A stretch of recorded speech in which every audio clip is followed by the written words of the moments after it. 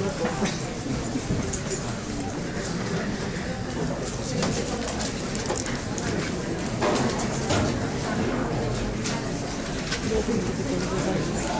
corazón. Sí, diapositivas se usaron.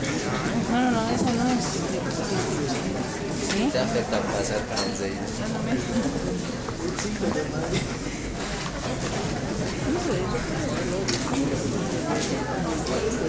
Se denomina hipertensión arterial en adultos a toda tensión arterial mayor a 140 de presión arterial sistólica y 90 de presión arterial diastólica.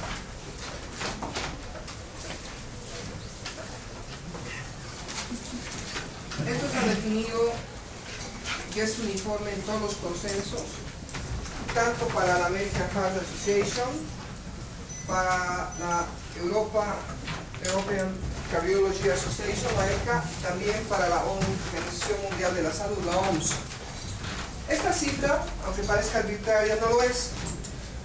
¿Por qué se ha elegido esta tensión arterial como punto de corte para determinar a todo paciente que tiene tensión arterial más alta como hipertenso arterial? Porque se ha visto que a partir de este punto la mortalidad y morbilidad cardiovascular, sobre todo ligada a infarto agudo de miocardio, accidente vascular cerebral y daño renal crónico, con insuficiencia renal crónica que puede terminar en enfermedad renal en estadio terminal, aumenta exponencialmente. Es decir, que a partir de 140-90 existe un incremento significativo del riesgo cardiovascular. Para hacer insuficiencia renal crónica, para hacer un accidente vascular cerebral, que se denomina evento cerebral vascular agudo, en la nueva denominación, o para hacer un síndrome coronario agudo, que es un infarto agudo del miocardio.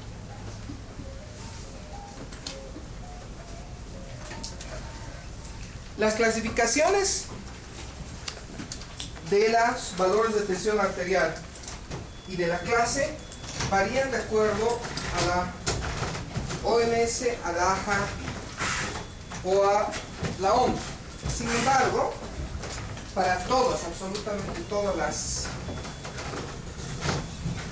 las clasificaciones consideran que una tensión mayor o igual a 140-90 se define como hipertensión arterial. Esto rompe la concepción antigua que se tenía. En esa concepción antigua se decía que era normal, por ejemplo, para un paciente de 60 años tenía una presión igual a 100 más su edad, o sea, 160.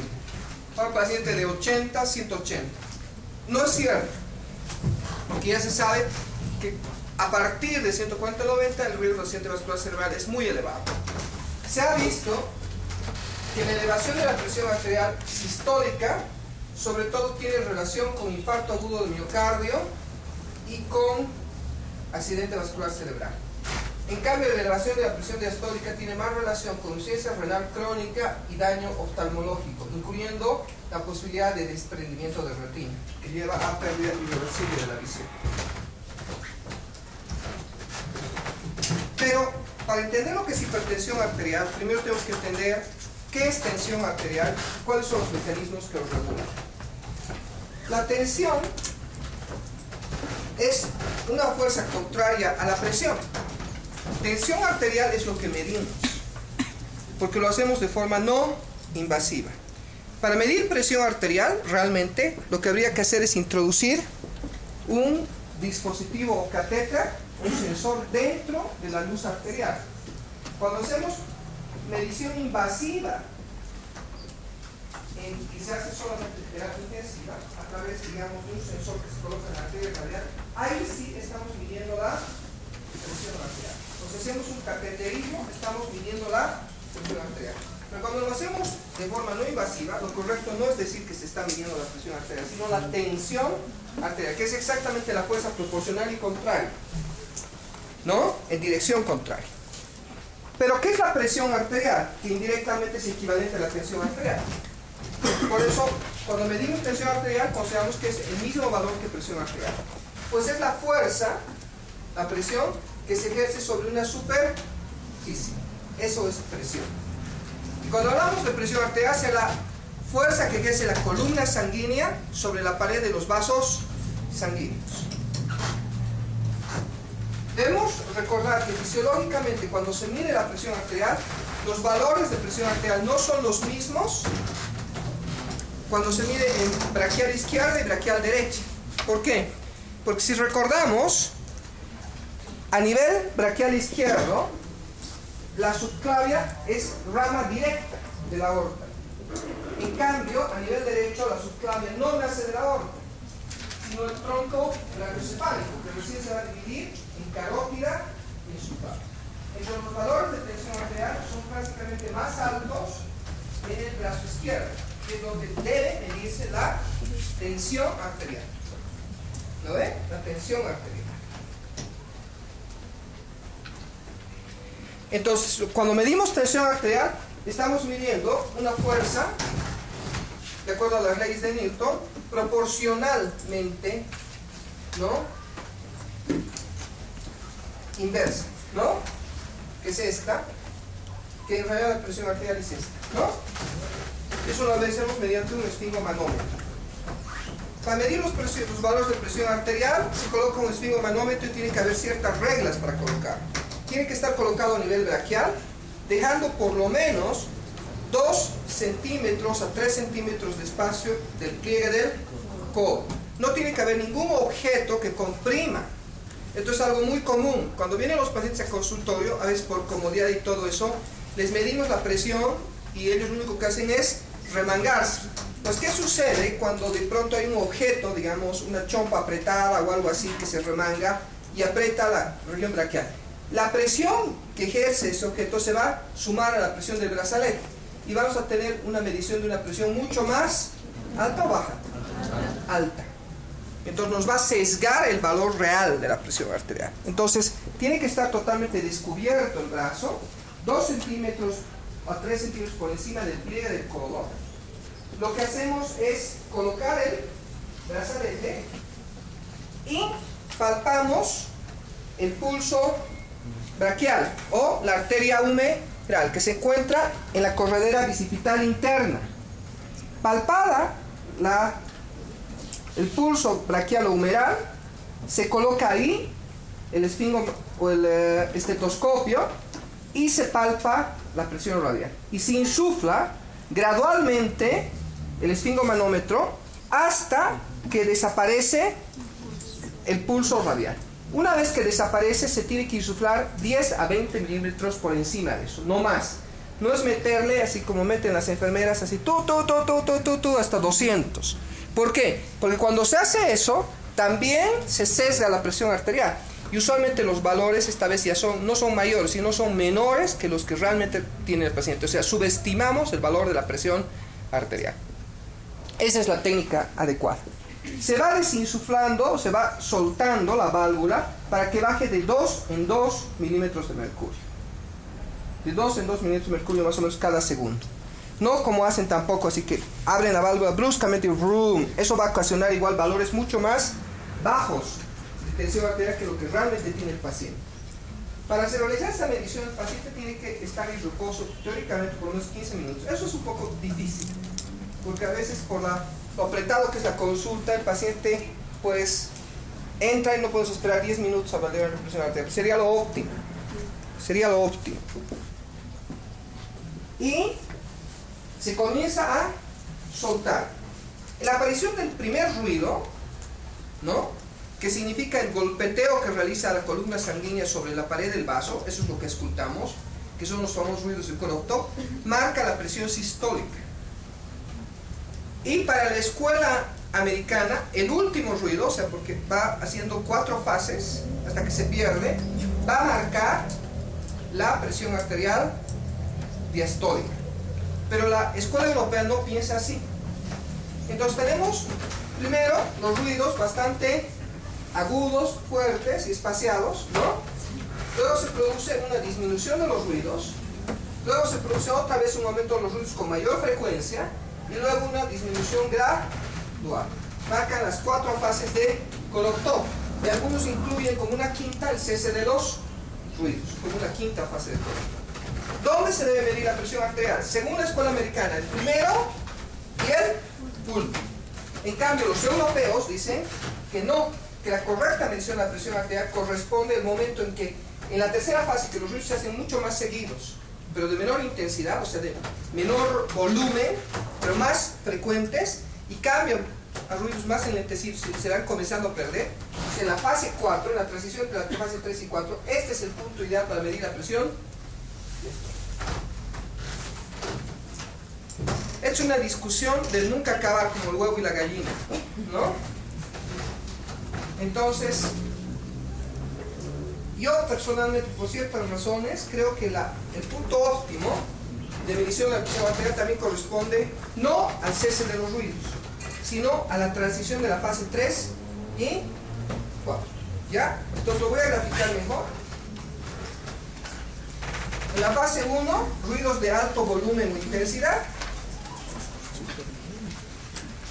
con menor frecuencia. Luego van disminuyendo y vuelven a incrementarse. Esta vez tienen más frecuencia, o sea, son mucho más rápidos en un minuto, mucho más cantidad de ruidos por minuto, pero de menor volumen. Y luego van poco a poco disminuyendo frecuencia y volumen, hasta que cese.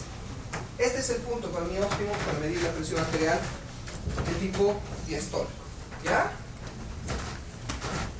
Entonces ahora ya saben cuál es la técnica adecuada que deben utilizar para medir la presión arterial. Es un poco complejo. ¿Por qué? Porque en términos prácticos, ¿qué sucede? Tienes que colocar acá el estetoscopio, tienes que utilizar una mano para insuflar y otra para palpar el pulso. Entonces esto es un poco difícil porque a veces se suelta, ¿no? Pero no es lo óptimo tampoco apretarlo con el estetoscopio, porque si está apretado con el estetoscopio también te va a falsear los valores de presión arterial. Por eso incluso hay quienes dicen que para medir la presión arterial necesitas de un ayudante para medir de forma óptima, que sostenga el estetoscopio sobre la arteria recta. ¿Ya? Bien. Entonces, ya sabemos lo que es la presión arterial. Es la fuerza ejercida por la columna sanguínea sobre la pared de los vasos. ¿Y qué función tiene? La presión permite la aceleración de la sangre y su movimiento continuo. Si no había presión sanguínea, no se movilizara la sangre ni había flujo sanguíneo. Y eso corresponde a una famosa ecuación que dice que la presión es igual al caudal, o flujo, también se llama caudal. Presión es igual a caudal o flujo por la resistencia que ofrecen los vasos a la circulación de la sangre. ¿Listo? ¿Qué es el flujo o caudal? Es la cantidad de mililitros o de litros que pasa por un determinado vaso por cada minuto. Ese es el caudal, ¿no? Entonces, volumen por minuto, ¿no ven? Volumen por minuto. Y la resistencia es una fuerza que desgasta la velocidad por efecto de rozamiento y desacelera la columna sanguínea. Y la resistencia, en el caso del organismo, en el caso de la presión arterial, está dada sobre todo por el diámetro de los vasos. Con una relación que podemos establecer que a mayor resistencia, menor diámetro de un vaso. Y a menor resistencia, mayor diámetro de un vaso. Lo cual equivale, menor diámetro de un vaso a un estado de vasoconstricción y mayor diámetro de un vaso a un estado de vasodilatación. ¿Listo? Esto quiero que les quede claro.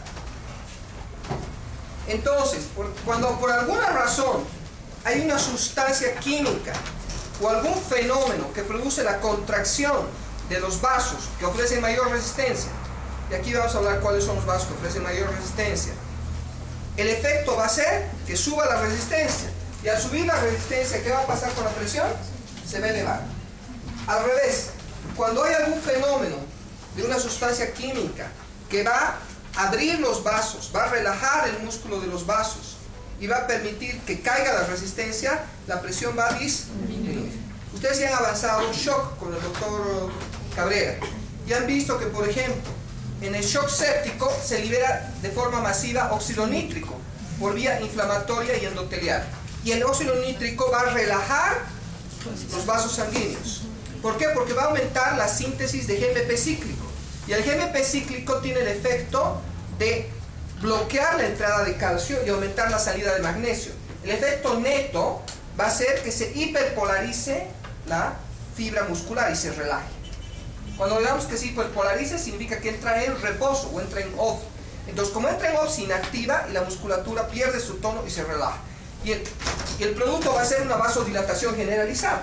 Y esa vasodilatación generalizada va a ser la base del choque séptico, que es un choque de resistencias, con resistencia baja generalmente, sobre todo en la primera fase. Y es un choque, por eso tanto, se considera de tipo distributivo. Al revés, vamos a ver que muchas causas de hipertensión arterial sistémica están dadas por el fenómeno contrario, o sea, una contracción excesiva o vasoconstricción generalizada de los vasos. Y ahora, ¿qué vasos ofrecen la mayor resistencia? Los que tienen mayor proporción, no quiero decir mayor diámetro, mayor proporción de capa muscular. Y los vasos que tienen mayor proporción de capa muscular en relación a las otras tres capas, que son la adventicia y que es el endotelio, son esencialmente los vasos de mediano calibre. Como, por ejemplo, vasos de mediano calibre, las arterias renales, un ejemplo clásico, ¿no? No son los vasos de gran calibre, no es la aorta, digamos. La aorta es un vaso que, si bien tiene muscular, es seguramente un vaso elástico, que tiene mucha cantidad de capa elástica interna y no ofrece tanta resistencia. Los vasos que por excelencia median la resistencia son los vasos de mediano calibre.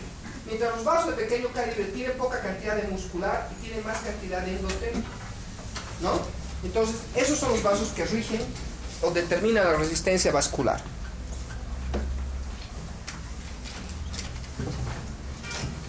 El caudal de flujo hemos dicho que es el volumen, ¿no ve?, que pasa por un vaso por unidad de tiempo, en este caso por minuto, ¿no?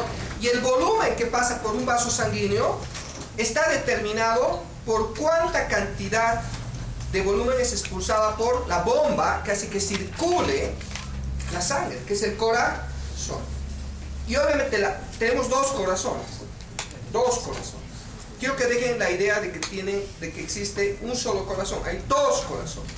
Porque el corazón derecho y el corazón izquierdo están anatómicamente separados y son diferenciados, totalmente distintos. Y se los voy a demostrar.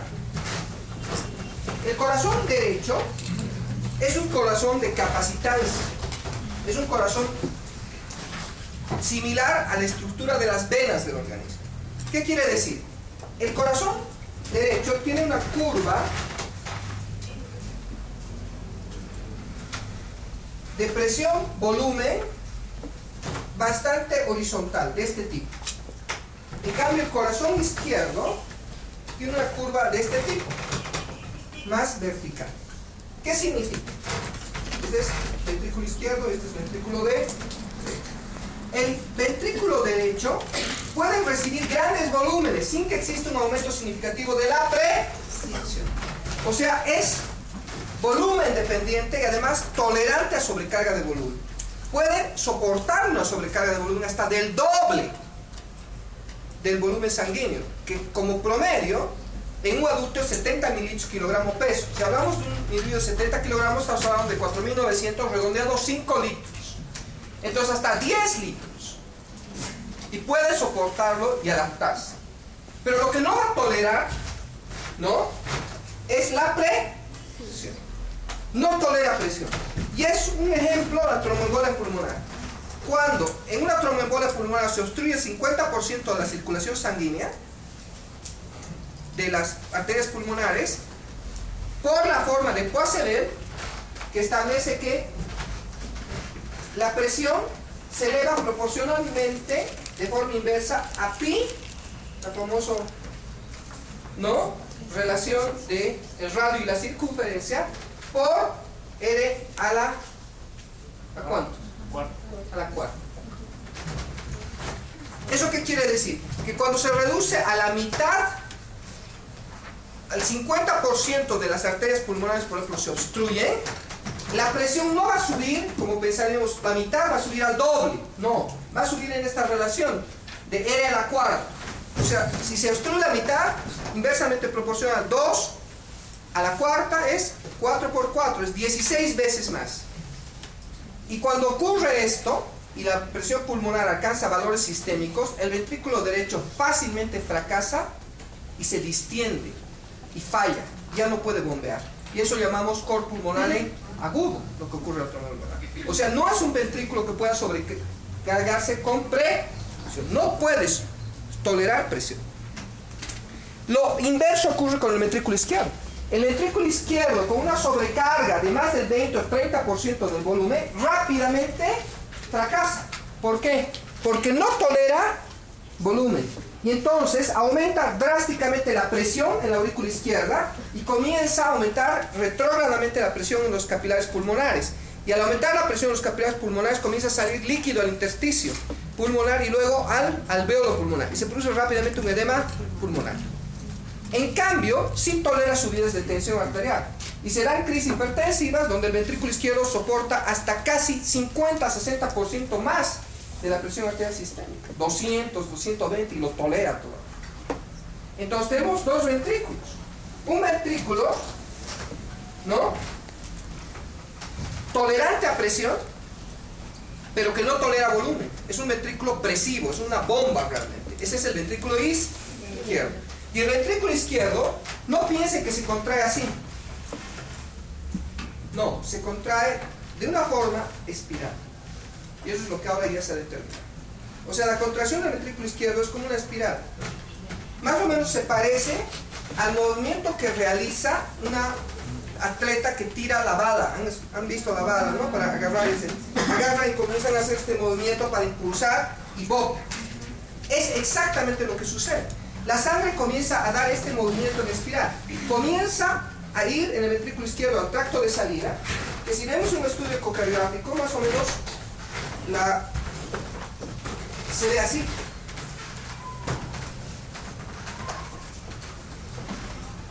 Vemos acá la válvula mitral.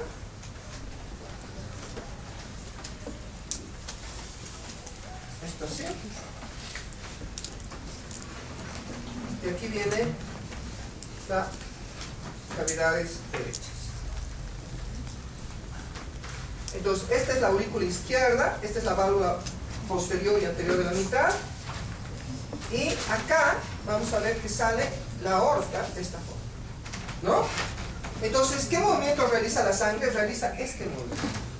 Un movimiento así, como si fuera una U, ¿lo ve? Hace este efecto y sale así. Y no sale así, exactamente. Lo que hace es entrar así, sale así, comienza a hacer un movimiento circular y es explosivo. Ese es el movimiento real. En cambio, y por eso, ¿cómo hacemos, por ejemplo, para calcular el gasto cardíaco? Necesitamos una fórmula de integrales, ¿no?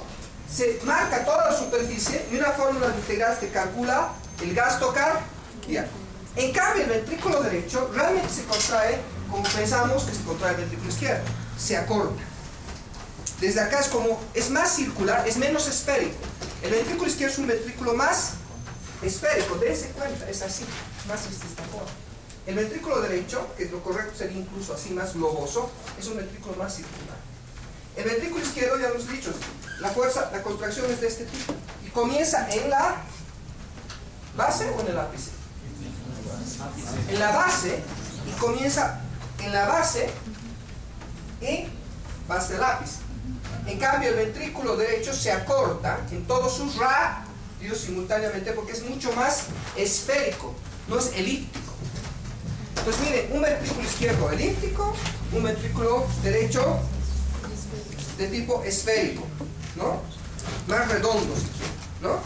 Un ventrículo derecho que tolera volumen, ¿no? Que funciona como una vena. La vena la puedes sobrecargar de volumen. Pero, a ver, agarra y aplícale presión a una vena, rápidamente revienta, ¿no? Revienta. Igual una arteria es lo mismo. Una arteria sobrecárgala de volumen, no te vas a recibir más volumen. Se va a comenzar a querer desgarrar, pero sí te puede recibir más presión, porque tiene una gran capa muscular. Y eso se debe a la cantidad igual de músculo. El ventrículo, si tomamos toda la masa del corazón, el 70% del músculo está en el ventrículo izquierdo y solo 30% en el ventrículo derecho. Entonces, un ventrículo derecho adaptado a baja presión, ¿no? A baja presión, no puede manejar una presión alta. Por eso la presión pulmonar es mucho más baja. ¿Cuánto es la presión pulmonar? Como promedio, 20 milímetros de mercurio, contra el promedio de la sistémica de casi 90 a 100. ¿Cuántas veces más la presión del ventrículo izquierdo? 5 veces más que la presión del ventrículo derecho. Y quiero que comiencen a pensar así. Por eso yo les digo, cuando alguna vez me quiero hacer la burla en el tórax, les digo, bueno, nosotros manejamos ventrículo derecho como neumólogos. Llámalos a los cardiólogos del lado izquierdo. Porque es el único. Normalmente, yo conozco 4 cardiólogos, 3, quizá 4, digamos. 4 por si acaso me he olvidado uno. Tengo 3 en mente que realmente manejan ventrículo derecho y que realmente lo tienen presente. Todos los demás son los cardiólogos del ventrículo izquierdo.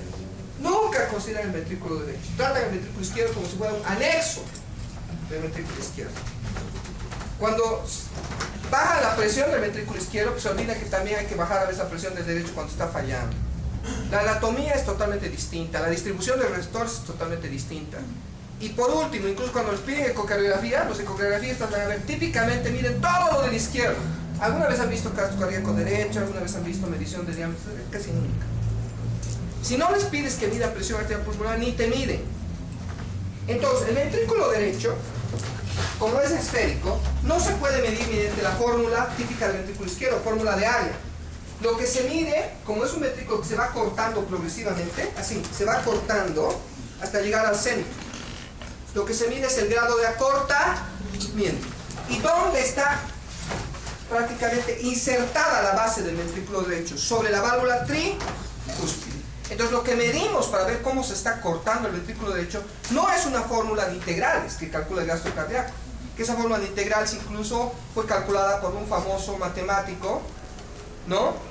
Que estaba en Harvard y que hizo los estudios en Harvard, que se llama Simpson. Sino se mide el acortamiento del anillo tricúspide. Y esa famosa tricúspide annulus, ¿no? Systolic excursion es el famoso TAPS, que tiene que ser por lo menos mayor a 18 milímetros. ¿Qué quiere decir? Que por lo menos debe acortarse desde la diástole hasta la sístole 18 milímetros de mercurio el ventrículo derecho. Ese es el TAPS. O, como les digo, en español sería la excursión sistólica del anillo tricúspide. ¿Ya? Y nos permite medir cómo está el ventrículo derecho. O sea, no lo medimos mediante un gasto cardíaco. No vas a encontrar en ningún lado del mundo que te diga el ventrículo derecho tiene 3,5 litros o 4 litros de gasto cardíaco.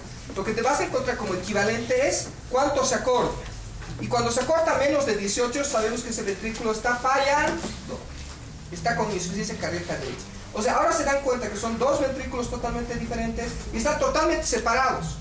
Salvo en la vida fetal, donde hay comunicación interauricular e interventricular.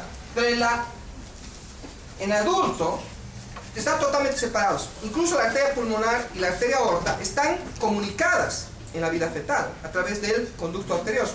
Pero una vez que naces, se cierra. Y si no se cierra, eso es una cardiopatía congénita que va a causar muchas consecuencias. La persistencia justamente del conducto arterioso. Entonces, un corazón derecho e izquierdo totalmente separados anatómicamente por un tabique interventricular, un tabique intraauricular, un ventrículo de volumen, un ventrículo de presión. Un ventrículo que bombea la sangre a todo el territorio sistémico, excepto a los pulmones. Y un ventrículo exclusivo que bombea solo sangre a los pulmones, para que se oxigene. Un ventrículo derecho que recibe gran cantidad de volumen, todo el volumen que le llega de la circulación sistémica, ventrículo de volumen, recibe todo el retorno venoso sistémico y lo bombea a través del circuito derecho pulmonar para que llegue al izquierdo. Pero ¿saben qué? Esto es lo que se llama fenómeno de rotonda. ¿Alguna vez han preguntado por qué existen las rotondas? ¿Para que den la vuelta? No. Sería lo más obvio, ¿no? Para dar la vuelta, pues para que si yo quiero ir, digamos, estoy viniendo por esta avenida de ida, me dé la vuelta y vuelva por acá. No. Es para distribuir el flujo vehicular. Cuando tú tienes áreas donde puede haber mucho flujo vehicular, ¿sabes cómo las distribuyes? Haciendo una gran rotonda. Entonces, ¿qué genera eso? Que como hay movimiento curvo, tienen que desacelerar. Los autos se van espaciando. Ese fenómeno de dispersión ocurre en el ventrículo izquierdo. Entonces, en el ventrículo derecho podríamos decir que la sangre llega hacia borbo, en cantidad, ¿me entiende? En cambio, el ventrículo izquierdo llega por pulsación, poco a poco, gradualmente, como los vehículos que van llegando después de haber dado una rotonda. ¿Lo ven? Cuando hay una rotonda van a ver, eso permite que los vehículos pasen poco a poco y no de golpe. Entonces, eso permite que al llegarle la sangre al ventrículo izquierdo poco a poco, no se sobrecargue rápidamente de volumen, tenga la capacidad para manejar poco a poco pequeñas cantidades de volumen en pequeñas fracciones de segundos, ¿no? Esa es la estructura. Entonces, esto les cambia totalmente la concepción de lo que ustedes creen de la fisiología.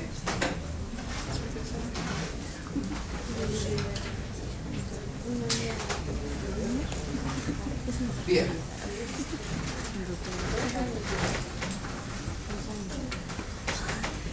Entonces, cuando existe un fenómeno de vasodilatación o vasoconstricción, no se olviden que si el diámetro se reduce a la mitad, la presión no aumenta doble. ¿Cuánto aumenta? 2 a la cuarta, o sea, 16 veces. Eso quiero que tengan presente. Y al revés, si la arteria se dilata y se duplica su diámetro, la presión no va a caer a la mitad, va a caer 16 veces. O sea, si era por decirles 160 y se dilata, va a caer ¿a cuánto? A 10. Así de brusco es el cambio, con un cambio de diámetro. ¿Me dan cuenta? Imagínense que se vasodilate todo el territorio arterial. Tu presión de 120-80 te la manda a la lona, 10. Eso es lo que ocurre justamente en el choque séptico. Y no necesita dilatarse mucho, nada más se ha dilatado hasta el doble del diámetro. Un vaso séptico. Eso quiero que tengan relación. O sea, la relación no es aritmética, la relación es logarítmica.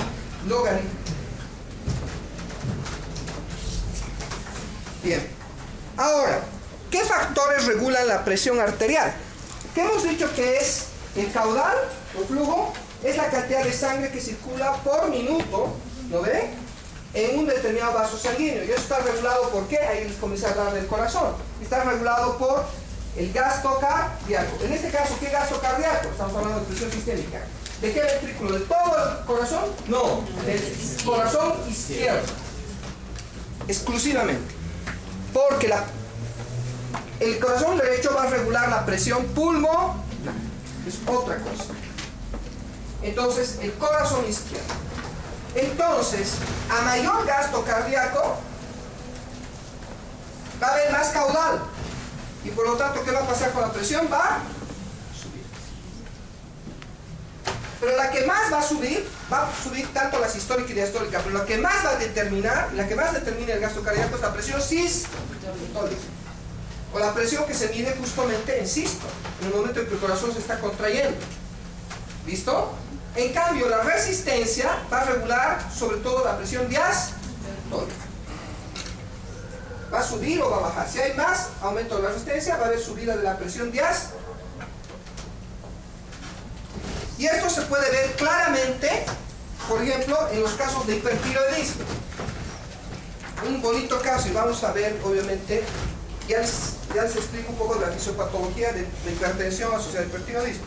El paciente hipertiroideo tiene un funcionamiento excesivo de la glándula tiroides con excesiva producción de hormona tiroidea, o en su defecto, una producción normal, pero los receptores a la hormona tiroidea son muy sensibles. La hormona tiroidea regula el metabolismo basal. ¿Eso qué significa? El grado en el cual se ahorra o se consume energía. A mayor aumento de la hormona tiroidea, se usa más cantidad de nutrientes, de glucosa, para formar energía.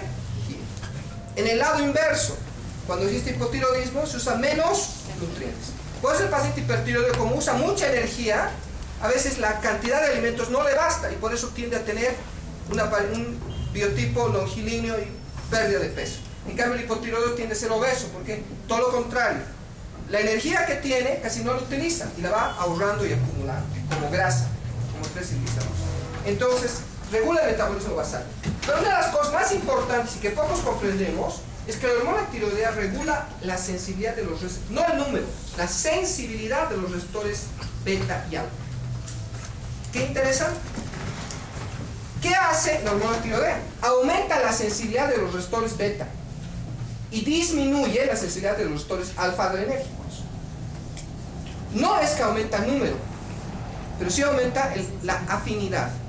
Entonces, cuando una persona es hipertiroidea, tiene un aumento de la sensibilidad de los receptores beta, y por lo tanto las mismas cantidades de adrenalina y de noradrenalina van a tener un efecto mucho más potente.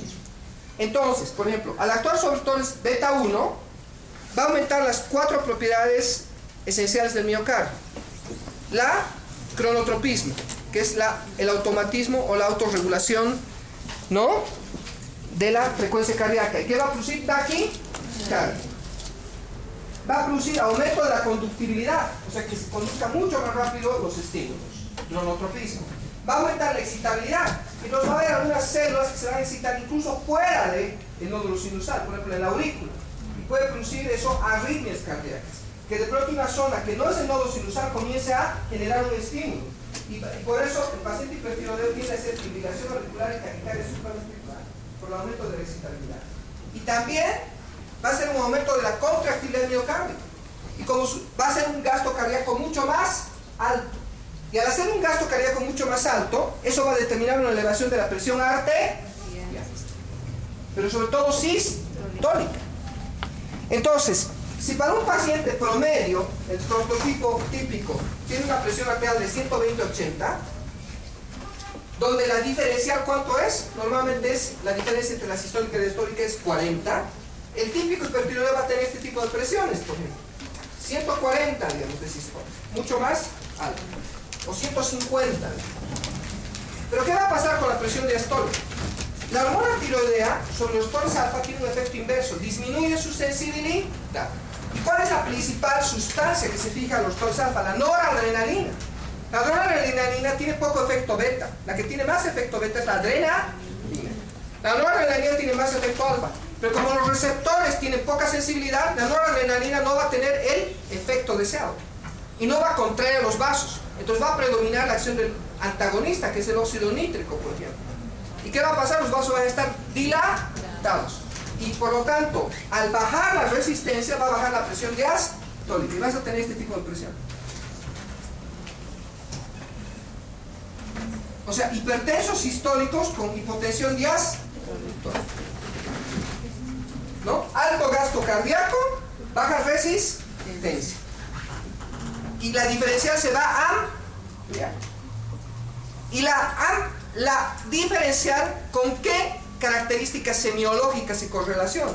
Se correlaciona la diferencial del pulso con la amplitud del pulso. Entonces, cuando tienes un pulso amplio, ¿no?, o cuando tienes una diferencial muy amplia, mayor a 40, vas a tener un pulso muy amplio. Y el hipertiroideo va a tener este típico pulso. Incluso el pulso normal no tiene tanta amplitud. Y tiene esta muesca sistólica, como tiende a retroceder la sangre durante la diástole, vuelve a querer retroceder y hace este tipo, una onda dicro. Pero esta es la típica onda del hipertiroideo, que es mucho más alta y sinusoidal. Y este tipo de pulso saltón, que cuando lo ves así, tuc, tuc, y además taquicárdico, ¿no? Así. ¿Cómo sabes que es saltón? Porque, ¿cómo ves la amplitud del pulso? Miren ustedes, esta es la maniobra. Tú con una mediana presión comprimes la arteria. Normalmente el pulso disminuye, se van a dar cuenta, pero no desaparece, ¿verdad? Apretan, disminuye, pero no desaparece. ¿Qué sucede cuando un pulso es saltón?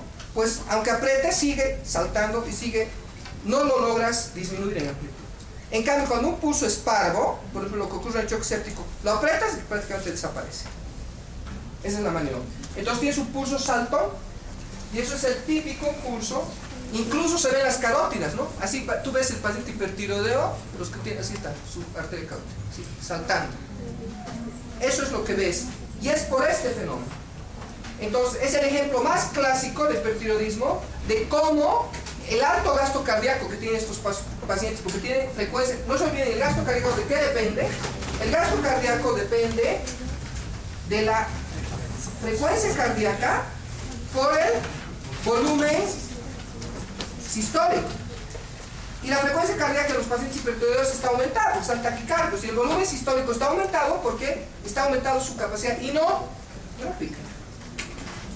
Entonces, tienen hipergasto cardíaco y hacen incluso insuficiencia que se llama de alto gasto cardíaco. Y su presión sistólica tiende a aumentar. En cambio, como están vasodilatados, la presión diastólica tiende a caer.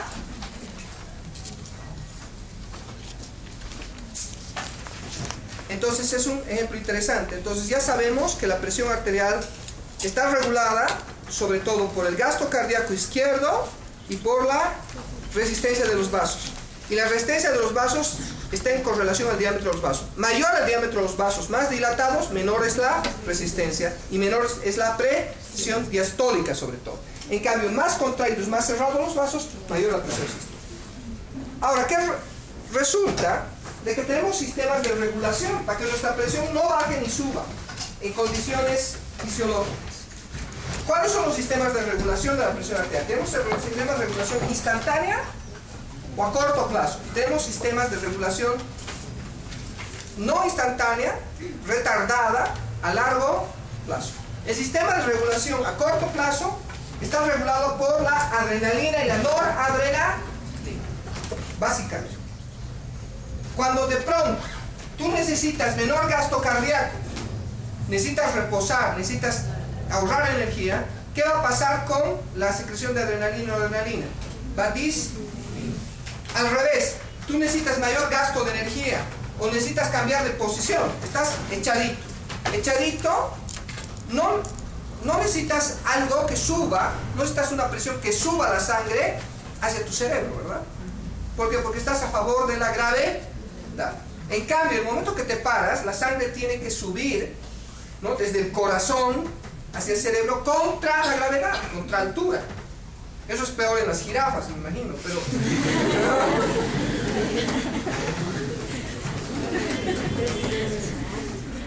Entonces, resulta que como tiene que subir contra la gravedad, el momento que tú te incorporas, pasas de posición de cúbito a posición orto. Orto es erguido, es verdadero, pues ortodoxo, quiere decir doctrina recta, doctrina verdadera. Entonces, a posición ortostática. Y hay personas que ocurren, sobre todo las embarazadas, ¿no ve? O hay ciertas personas, por ejemplo, que manejan valores sistémicos de presión arterial baja. ¿Qué sucede? Cuando se paran, de pronto no responde su sistema adrenérgico y pues no les llega sangre al cerebro y en ese momento se desmaya. La típica desmayo de la embarazada, ¿no? ¿Y a qué se debe? A que su sistema de respuesta rápida ha perdido su sensibilidad. El sistema adrenérgico, noradrenérgico. ¿Y cómo se regula ese sistema?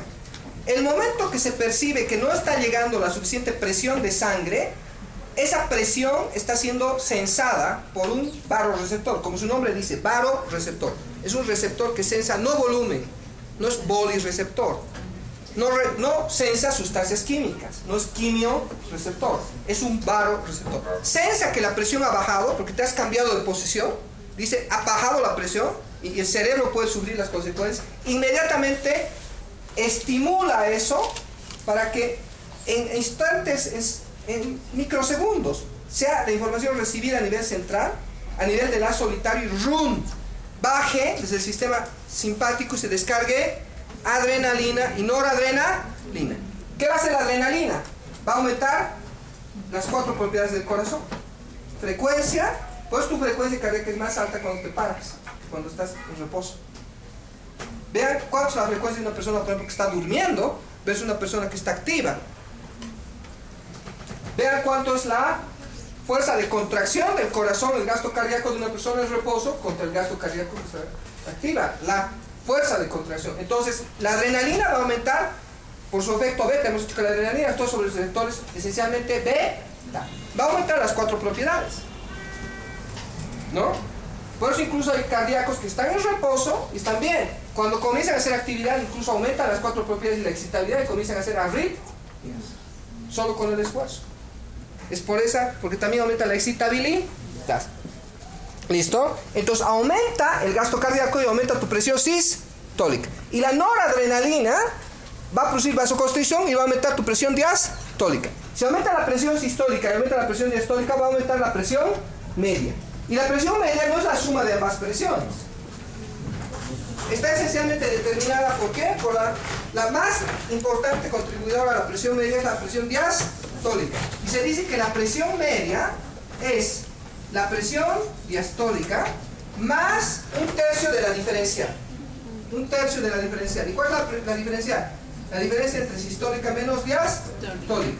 Por ejemplo, para un paciente de 120/80 sería 80 más 1/3 de 120 menos 80. Esto es 40. 1/3 de 40 es 16.6. Más 80, ¿cuánto sería la presión?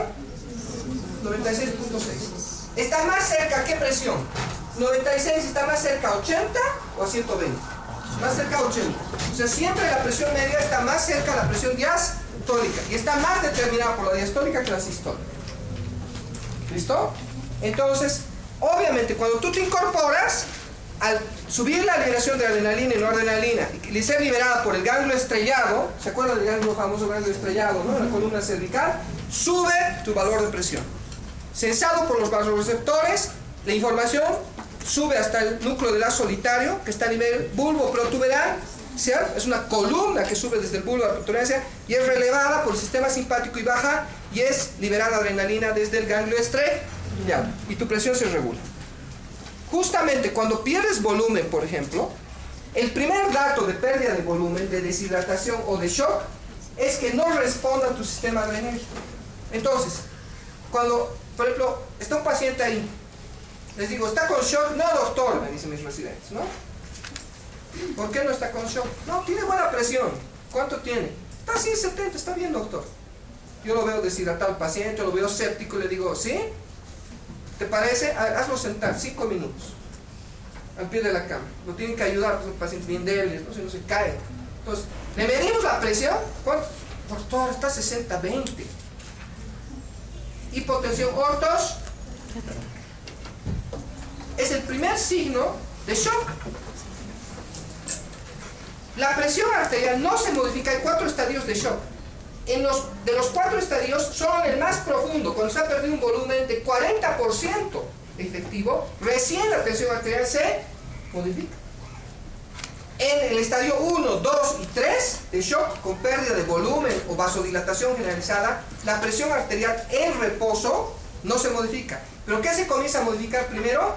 La presión justamente cuando la persona está sentada o parada, la presión ortostática. ¿Y a qué se debe? A que ya no hay la respuesta del sistema adrenérgico noradrenérgico.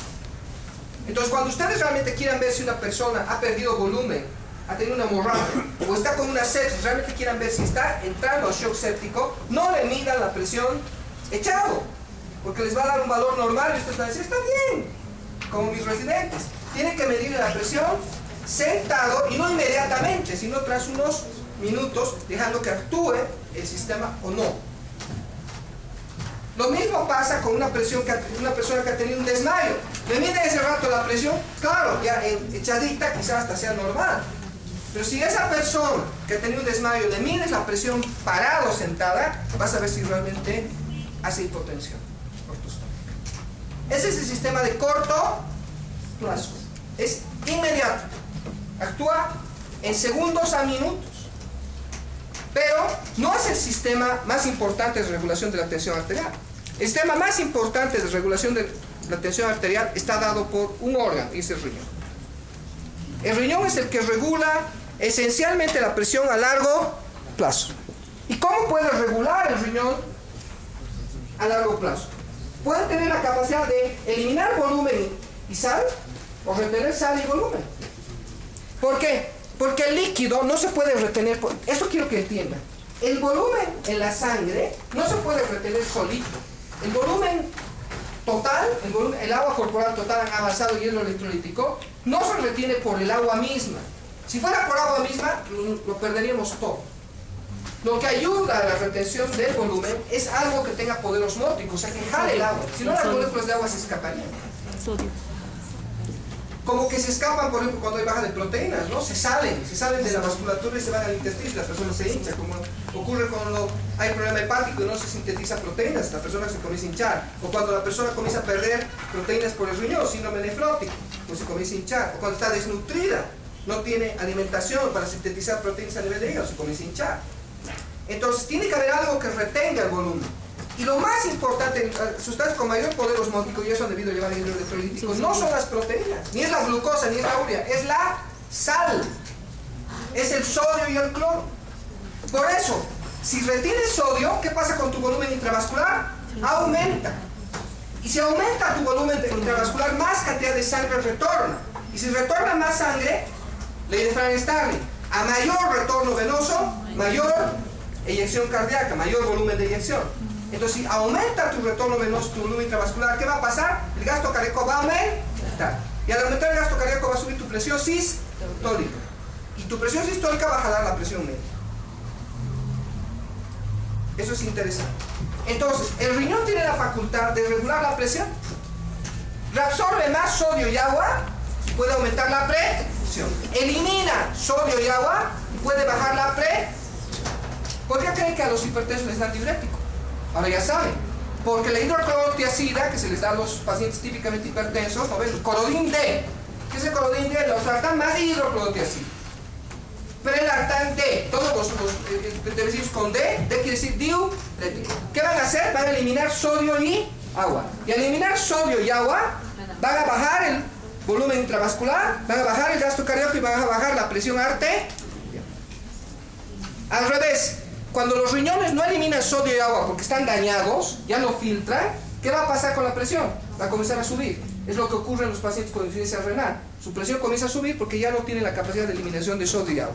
Entonces quiero que entiendan esos conceptos que son... Miren cómo cambia totalmente, ¿no ve? Cambia diametralmente su concepto que tenían ustedes de la fisiología. Sodio y cloro es osmótico y retiene agua. Y agua, más o menos, es sinónimo de más o menos presión. Si pierdes volumen de agua, pierdes sodio y cloro, entras en hipotensión, shock hipovolémico. ¿Qué no es el shock hipovolémico si no es eso? Al revés.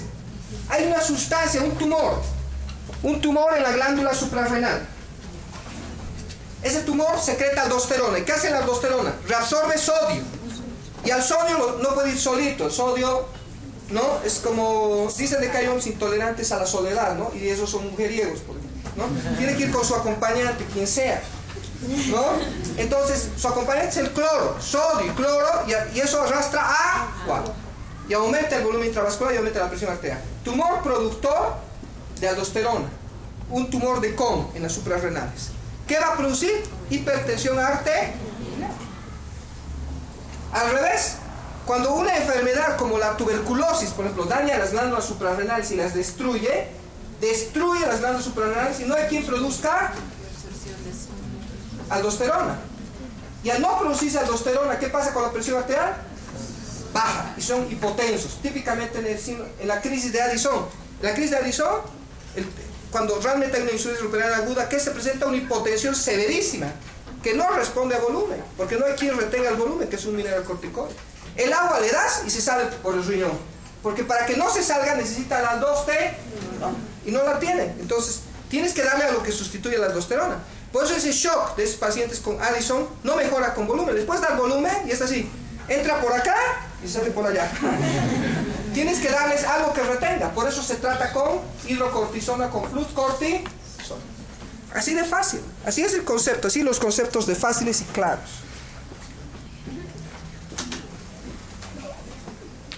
Pero el riñón no solamente regula la presión sistólica, regula la diastólica. A través de la síntesis de vasodilatadores y vasoconstrictores. ¿No? Cuando tu riñón quiere que baje tu presión, sintetiza óxido nítrico. ¿Y desde dónde lo sintetiza? Desde los glomérulos. Cuando hay enfermedades que dañan los glomérulos, dañan la síntesis de óxido nítrico a nivel renal. Y como no hay un vasodilatador, predomina la acción de los vasoconstrictores y tu presión comienza a subir. Y eso es típico. Tú ves pacientes renales con insuficiencia renal, no sabes qué lo ha producido. ¿Por qué? Porque ya su riñón es una masa fibrótica nomás, ya no tiene glomérulos, no tiene túbulos. Si le sacas su riñón, es una masa de fibroblastos, ya nos ha avanzado en inflamación, ¿no? Eso, sustitución del tejido normal por otro tejido, es curación.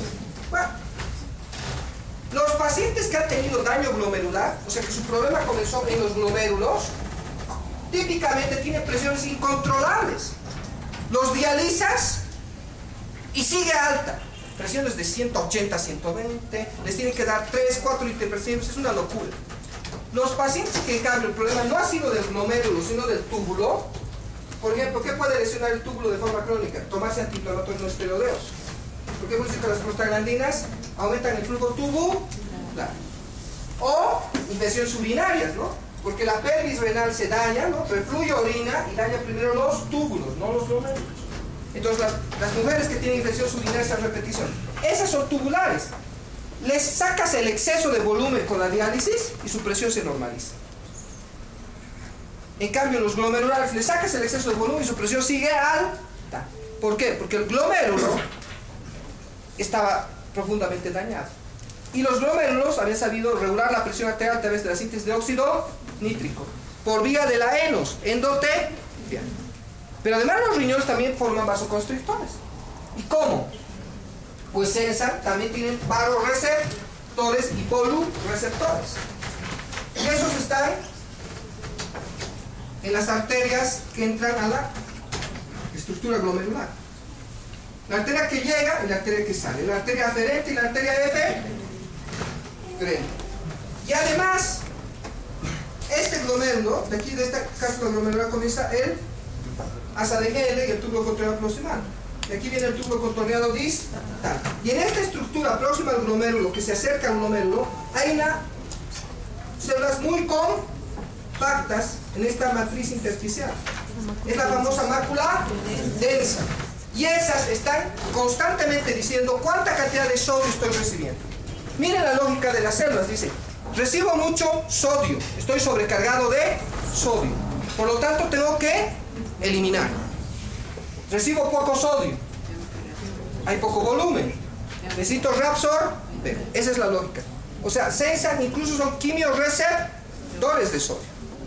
Reciben volumen, dicen, estoy recibiendo mucho volumen, hay mucha cantidad de volemia, tengo que eliminar. Recibo poca cantidad de volumen, tengo que comenzar a reabsorber sodio y agua porque me falta volumen. Entonces, por ejemplo, cuando hay hipotensión, ¿qué ocurre? Comienzan a cesar la mácula densa y comienza a liberar una prehormona o prepéptido, es la renina. Y la renina, por una serie de metabolismos, ya vamos a ver cuál, va a terminar formando un vasoconstrictor y va a subir la presión arterial y además va a liberar aldosterona. Eso vamos a ver cómo. No la renina directamente, sino sus metabolitos. Renina. Entonces, ese es el mecanismo de regulación. Entonces, al final, la renina va a actuar sobre una molécula que está liberada desde el hígado, que es el angiotensinógeno. Lo va a fraccionar, lo va a partir, lo va a convertir en angiotensina 1. La angiotensina 1 va a estar en el plasma y va a llegar a los pulmones. Y el 90% de la angiotensina 1 en los pulmones se va a convertir en angiotensina 2. Y el resto a nivel del miocardio, a nivel del cerebro, a nivel de la hipófisis, por ese caso, y a nivel del propio riñón. O sea, si ustedes creen que la enzima convertidora de angiotensina es solamente pulmonar, están errados. Es la principal, no es la única. O sea, entenderemos eso. La IECA está también en otros tejidos, incluyendo miocardio, por si acaso. Pero el 90% está a nivel pulmonar. La angiotensina 2, ¿qué va a producir? Contracción de la arteria eferente.